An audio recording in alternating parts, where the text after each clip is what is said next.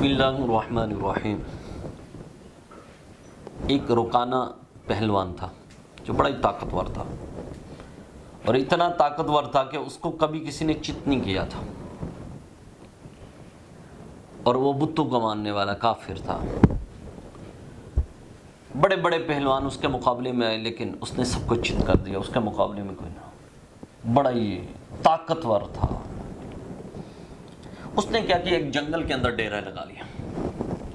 जब जंगल के अंदर डेरे लगा दिए और जाकर वहां पर बकरियां सारा कोई वहां पे रखी उसने।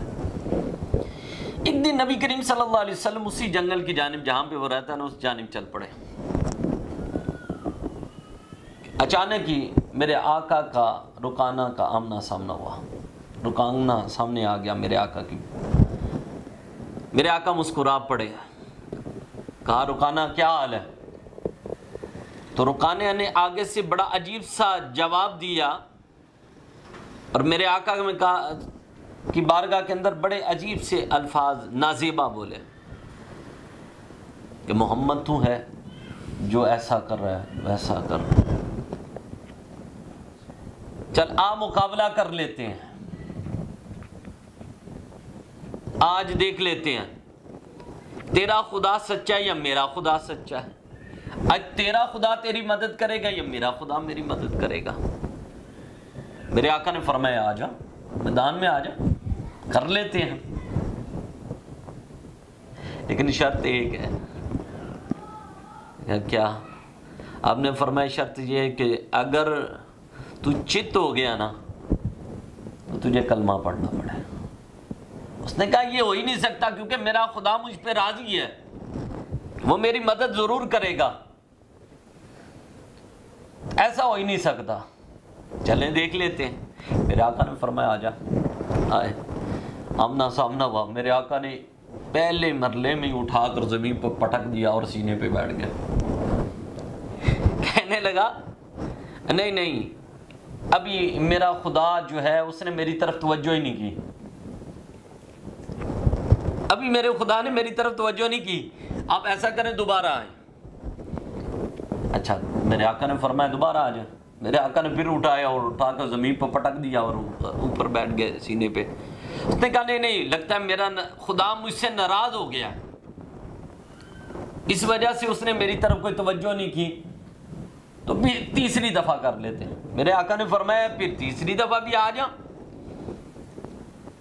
अब जब आया तो मेरे आका ने तीसरी दफा भी उठाया और जमीन पर पटक दिया और सीने पे बैठ गए।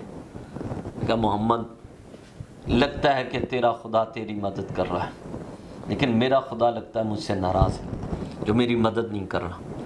तेरा खुदा तुझ पर बड़ा राजी है जो मदद कर रहा है, क्योंकि मेरे आका को तो अल्लाह तबारक ताला ने दोनों जहानों की ताकत अता फरमाई है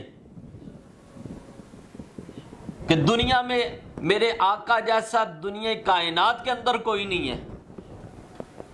वो एक पहलवान क्या, मैं कहता हूं उसकी जगह पे 70 भी होते तो मेरे आका उन 70 पर भारी होते। क्यों?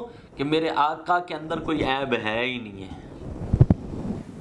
चित होना भी एक ऐब है।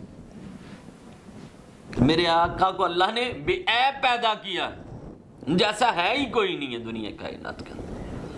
कह सकता था ना कि देखो जी इतना नबी होने का दावा करते हैं लेकिन मुझसे चित, लेकिन अल्लाह ने रूहानी ताकत, नबूवत की इतनी ताकत है, इस जैसे कि रुकाना जैसे कोई 70 भी होते हैं तो मेरे आका के साथ तो खड़ा होके कहता है मोहम्मद ऐसा करो कि जितनी मेरी बकरियां ना ये सारी की सारी ले जाओ। मेरे आका ने फरमाया रुकाना, मुझे बकरियों की परवाह नहीं है, मुझे नहीं ज़रूरत इनकी, तुम्हारे मालो ज़र की, ये तुम रखो अपने बार और संभाल कर रखो। मैंने तुझे कहा था ईमान दीन की तरफ आ जाओ, लेकिन अंदर वो तकब्बुर था, गरूर था। उसने कहा अगर मैं ईमान ले आता हूं तो लोग मुझे क्या कहेंगे, रुकाना चित हो गया है, और इस वजह से वो ईमान ले आया है, डर के मारे वो ईमान ले आया है। औरतें क्या कहेंगी, बच्चे क्या कहेंगे, जवान क्या कहेंगे, मुझे ताना देंगे। मेरे आका ने फरमाया ठीक है, अगर तू ईमान नहीं लेके आता तो ये अपना माल अपने पास रख। मैं तो चाहता था कि तू जहन्नम से बरी हो जाए, जहन्नम से बच जाए, लेकिन तू बचना नहीं चाहता। یہ بات کر کے میرے آقا چل پڑے. آگے سے سیدنا صدیق اکبر عمر فاروق رضی اللہ تعالیٰ اسی لیے صرف اس وجہ سے آئے کہ کہیں رکانہ جو ہے میرے آقا کو کوئی نقصان نہ پہنچا دے. آگے آئے عرض کی یا رسول اللہ صلی اللہ علیہ وسلم ادھر تو رکانہ رہتا ہے, تو ہم ڈر گئے تھے کہیں آپ کا اس کا سامنا نہ ہو جاتا, وہ کوئی نقصان نہ پہنچا دیتا.